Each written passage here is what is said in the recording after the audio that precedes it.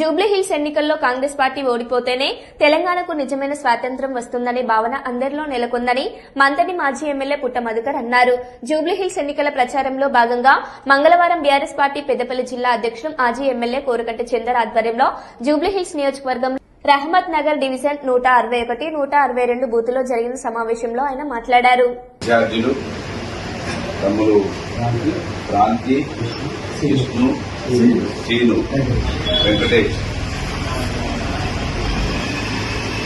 పెద్దపల్లి జిల్లా నుంచి జిల్లా పార్టీ టీఆర్ఎస్ పార్టీ అధ్యక్షులు కోరకంటి చందర్ గారి నేతృత్వంలో ప్రచారాన్ని నిర్వహిస్తున్న మీ అందరికీ హృదయపూర్వకంగా శుభాకాంక్షలు, ధన్యవాదాలు. పార్టీ పక్షానికి చాలా సంతోషం. మీ అందరూ ఈ మంచి కార్యక్రమంలో బీఆర్ఎస్ పార్టీలో ప్రచారం చేయడం ఏదైతే అనుకుంటున్నా మీ అదృష్టం అని నేను అనుకుంటున్నా.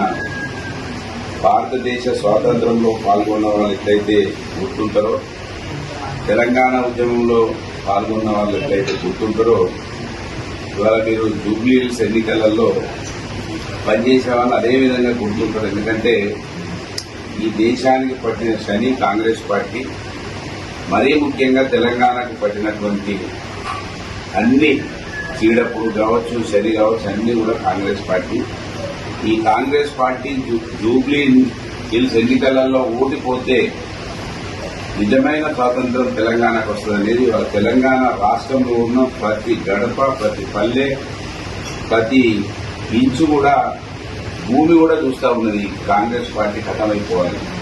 కనుక దాన్ని ఓడించడానికి మీరు చేస్తున్నటువంటి ప్రయత్నానికి నేను హృదయపూర్వకంగా మీకు శుభాకాంక్షలు తెలియజేస్తా ఉన్నాను. ఈ 5 రోజులు ఏదైతే కోరకంటి చందర్ గారు చెప్పారో, ఖచ్చితంగా 5 రోజులు కష్టపడి ఈ కాంగ్రెస్ ప్రభుత్వాన్ని ప్రజల కాళ్ల దగ్గరికి తీసుకురావాలంటే, వాళ్ళు ఇచ్చిన హామీలు ఒకటో అరనో నెరవేరాలంటే, వాళ్ళకు కళ్ళు ఎట్లయితే నెత్తికెక్కినాయో వాళ్ళ కళ్ళ దగ్గరికి కళ్ళు రావాలంటే, పరిపాలన ఇది భారతదేశంలో ప్రజాస్వామ్య దేశము, ప్రజలే అంతిమంగా న్యాయ నిర్ణేతలు, వాళ్లే మనకు ఓనర్లు అనేది వాళ్ళకు అర్థం కావాలంటే, ఇవాళ ఈ జూబ్లీ హిల్స్ ఎన్నికలు గెలవాల్సిన అవసరం మాగంటి సునీత గారి కోసమో లేదా మాగంటి కుటుంబాని కోసమో కాదనే విషయాన్ని ఈ ప్రచారంలో తిరుగుతున్న వాళ్ళు అర్థం చేసుకోవాల్సిన అవసరం ఉన్నది.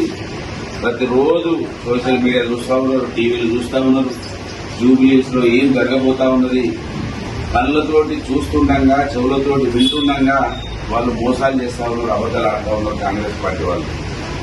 కనుక వాళ్ళకి హద్దులు మీరిపోయి 2 సంవత్సరాలలో ఈ రాష్ట్రాన్ని పూర్తిగా ఉమ్మడి ఆంధ్రప్రదేశ్ లో ఉన్నదానికన్నా ఎక్కువగా ధ్వంసం చేసినారు కాంగ్రెస్ పార్టీ వాళ్ళు.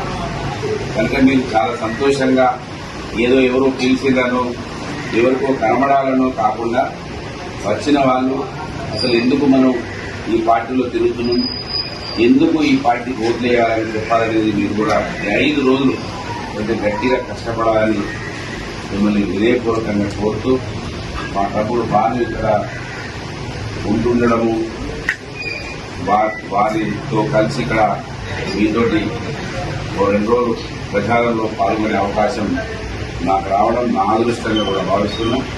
కోరకంటి చందర్ గారు ఏదైతే చెప్పారో 5 రోజులు గట్టిగా, దాదాపు ఎక్కువ వాళ్ళకి ఇప్పుడు లాస్ట్ చివరి అవకాశం డబ్బుల మీద ఆధారపడతారు. డబ్బులు కూడా ఇస్తారని మనం ముందే చెప్పాలి. డబ్బులు ఇచ్చిన ఇవాళ డబ్బులకు తలొగ్గిపోయి గ్రామాలలో చాలా ఇబ్బందులు పడతా ఉన్నారు ప్రజలు. హైదరాబాద్లో ఉన్నటువంటి ప్రజల కన్నా గ్రామీణ ప్రాంతాలలో చాలా కనీసం మంచినీళ్లు కూడా ఇచ్చేటువంటి పరిస్థితుల్లో కాంగ్రెస్ పార్టీ లేదు, కరెంట్ ఇచ్చే పరిస్థితిలో లేదు, అనేక ఇబ్బందులు పడతా ఉన్నారు. ఒక దిక్కు రాజు మంచిగుంటే రాజ్యం మంచిగుంటుంది అన్నట్టు ఇవాళ వీళ్ళ పుణ్యాన, ఈ ప్రభుత్వం రావడం పుణ్యాన ఎన్నడూ, నాకు 54 సంవత్సరాలు ఉంటే ఎన్నడూ చూడనటువంటి వాతావరణాన్ని, చలి, వాన, ఎండ మీరు చూస్తున్నారు. మధ్యాహ్నం అంతా ఎండ కొడుతున్నది, సాయంత్రం చలి పెడుతున్నది, రాత్రి అప్పుడప్పుడు మధ్యలో వాన పడుతుంది.